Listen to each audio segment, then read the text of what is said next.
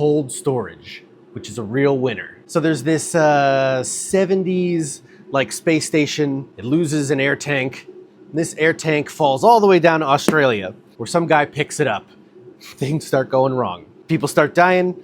Fungus starts exploding out of people, and Liam Neeson is called in. He goes all the way down to Australia to see what's going on. He wraps up the whole situation there and throws this fungus in the deepest, darkest parts of some government facility out in the mountains.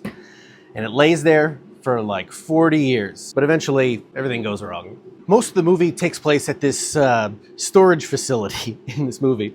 And the storage facility is actually a converted like military mine base. You got the guy from Stranger Things.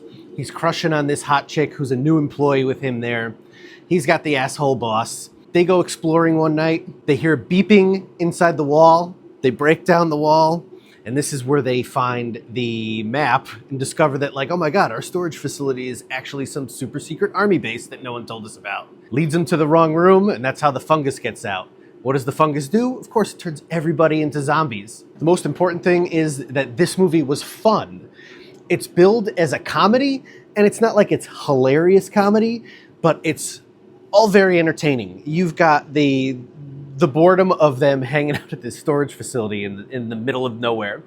You've got these bikers who show up purely as kill fodder. Like you're wondering, oh, this is a zombie movie needs zombie to die. And they die in cool ways in this movie. You've got the fungus making zombies out of the girl's baby daddy.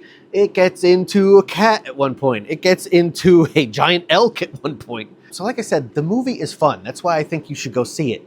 It reminds me of, if you remember the 80s movie Return of the Living Dead and Return of the Living Dead 2.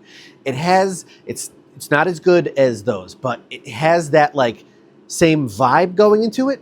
So that's why you should see it. Any movie that's even half as good as Return of the Living Dead, you should see. So check out Cold Storage. If a woman has a completely shaved head and is still 100% bangable, does that make her an alien? In Emma Stone's case, it may be yes to both. And that's why we're going to talk about Bugonia. So let me get this straight. She doesn't have cancer. That's not why she's bald. She gets her head shaved. Crazy Todd from Breaking Bad, he's been following Emma Stone around. He's convinced she's an alien. I kind of get the idea. He's done this whole kidnapping thing before. Crazy Todd from Breaking Bad and his really super derpy cousin go and kidnap Emma Stone's character because they're convinced she's an alien. They shave her head. Why do they shave her head? Because that's how aliens communicate to the mothership, duh. They slather her entire body with this antihistamine lotion, which is also blocking her powers. This is real tinfoil hat stuff, like right away. So this movie is directed by a guy named Yorgos Lanthimos. When I hear his name, I know the movie is going to be weird. I know it's probably going to get violent very fast.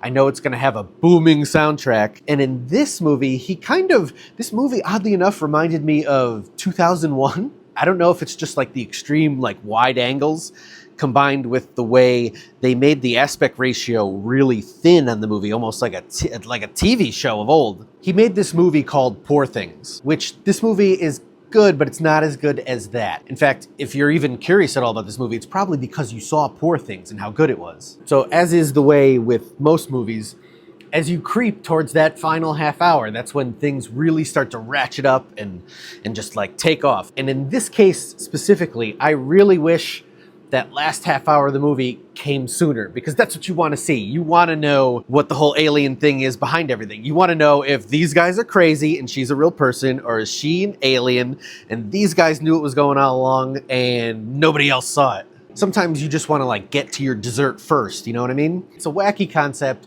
It's a well-made movie. I think you should watch it, especially if you're like a conspiracy theorist type. Remember, you may not be paranoid. They could really be watching you. Blue City. Have you never heard of it? Me either. Was this movie on HBO when I was a kid? It came out in the 80s, and it came out apparently right after The Breakfast Club, and it's got Judd Nelson and Ali Sheedy in it. And I have never seen a picture of this movie. I have never heard of a trailer. This movie just kind of appeared in my universe one night. So in this movie, old Judd Nelson is returning to Key West. He's been gone for a long time. And as soon as he shows up in town, he goes to a bar, gets into a bar fight, gets thrown in jail. While he's in lockup, Somebody tells him that his dad is dead. And not even like recently dead. Like he's been dead a while. And in fact, he was murdered. Like, way to keep in touch with your family, Judd. He goes back home. His stepmom is there. She's apparently already got a dude on the side. And, you know, he's not happy about it. He just wants to find out who killed his dad. Really bad. So now he's all over town, raising hell. He's got Ali Sheedy in tow. He's got his best buddy, who is apparently David Caruso, another big name in here. And they're off robbing dog tracks. They're busting up an underground casino in town, all because they think the guy who runs all these, they think he's responsible for the death of his dad, and he's also banging his stepmom. It's a very short 80s straightforward revenge movie. So if that's your type, and it's probably a lot of people's type, you should check this out. It also has like an outstanding cast because whether you like Ali Sheedy or not in the movie, she's topless in this, and it's great. It's got Judd Nelson. It's got Scott Wilson. Remember him from The Walking Dead? He was the old grandpa who owned the farm. Like I said, it's got David Caruso. It's got Paul Winfield, who's this, he's a character actor. He's a good cop. He's a bad cop in this movie, actually. And it's also got, Tiny Lister. Remember him? He's in there too. It's got a great score by this guy named Ry Cooder, who's like, all his soundtracks are very like guitar twangy, so it really sort of fits the setting. It's got a decent shootout at the end. Like I said, you get to see Judd Nelson go crazy. You get a little bit of side boob action. I think you should at least check out the trailer on YouTube to see if this is your kind of thing. Sadly, it's not streaming anywhere for free. You're gonna have to pay the $4. It's basically available on every service. But, you know, if you're into the Brat Pack and you're into forgotten 80s movies, then you should probably check it out, but watch that trailer first, see if it's for you.